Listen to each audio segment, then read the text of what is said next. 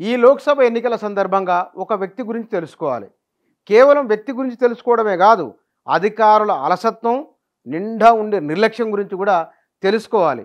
ఇట్లా నిర్లక్ష్యం ఎట్లా ఉన్నదో కొన్ని ఎన్నికలలో పోటీ చేస్తూ ఒక ఆయన మొత్తం భారతదేశం దృష్టికి ఇష్యూని తీసుకొని వస్తున్నారు. అదేమిటో చూద్దాం. ఏకంగా తన సమస్యను ఏమిటో మొత్తం భారతదేశం 140 కోట్ల మందికి చెప్పాలని ప్రధానమంత్రి నరేంద్ర మోదీ పైనే లోక్సభ ఎన్నికల్లో పోటీ చేయబోతున్నారు.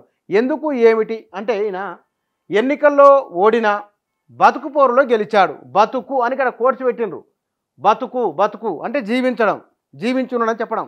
ఇప్పుడు కాశీలో ప్రధానిపై పోటీ. ఇది వార్త. ఏమిటి అంటే, ఉత్తరప్రదేశ్లోని అజంగఢ్ జిల్లాకు చెందిన సామాన్య వ్యక్తి లాల్ బిహారీ అధికారుల అలసత్వాన్ని నిరసిస్తూ తాను బతికే ఉన్నానని చాటేందుకు ఎన్నికల్లో పోటీని ఈయన మార్గంగా ఎంచుకోవడం విశేషం. లాల్ బిహారీ చనిపోయినట్లు 1976లో ఆయన బతికుండగానే 76లో అధికారులు ప్రభుత్వ రికార్డులో చేర్చారు చచ్చిపోయినట్లు ఆయనను. దీనిని తొలగించాలని ఆయన కార్యాలయాల చుట్టూ ఎంత తిరిగినా ఫలితం దక్కలేదు. నేను చావలేదు మహాప్రభు, బతికే ఉన్నాను అధికారులను చెప్తే వాళ్ళు ఎవరు నమ్మలేదు, పట్టించుకోలేదు ఆయనను. దీంతో నేను బతికే ఉన్నాను మొర్రో అని చాటేందుకు ప్రముఖులపై ఎన్నికల్లో పోటీ చేయాలని నిర్ణయించుకున్నారు. ఈ క్రమంలో 1980లో లాల్ బిహారీ మృత సంఘ్ అనే వేదికను కూడా స్థాపించారు. 1988 లోక్సభ ఎన్నికల్లో అలహాబాద్ నుంచి విపి సింగ్ మాజీ ప్రధానిపై, ఆ తర్వాత అమేఠీ నుంచి మరో మాజీ ప్రధాని రాజీవ్ గాంధీపై పోటీ చేసి ఓడిపోయారు. మరోవైపు న్యాయ పోరాటం కూడా కొనసాగించారు. 18 ఏళ్ళు కోర్టుల చుట్టూ తిరిగాక 1994లో హైకోర్టు ఆయనకు అనుకూలంగా తీర్పునిచ్చింది.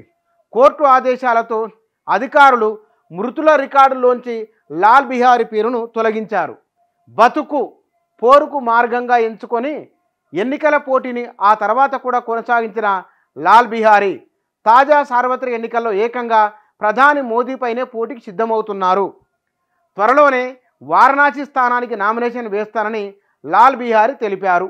ఇది అంటే, బతికున్న మనిషి నేను బతికే ఉన్న మహాప్రభు చావలేదని చెప్తే కూడా అధికారులు పట్టించుకోలేదు. అక్కడ నుంచి ఆయన నేను బతుకున్నా అని చెప్పాలి కదా, కాబట్టి చెప్పడం కోసమే ప్రధానమంత్రులపైనే పోటీ చేయడము. చివరికి ఆ పోటీ ఆయనకి ఏమైంది, ఈ పోటీ చేయడమే ఒక మార్గంగా ఎంచుకున్నాడు ఆయనగా. ఇప్పుడు తాజాగా పోటీ చేస్తున్నాడు. ఇట్లా వీరిది ఒక రికార్డు.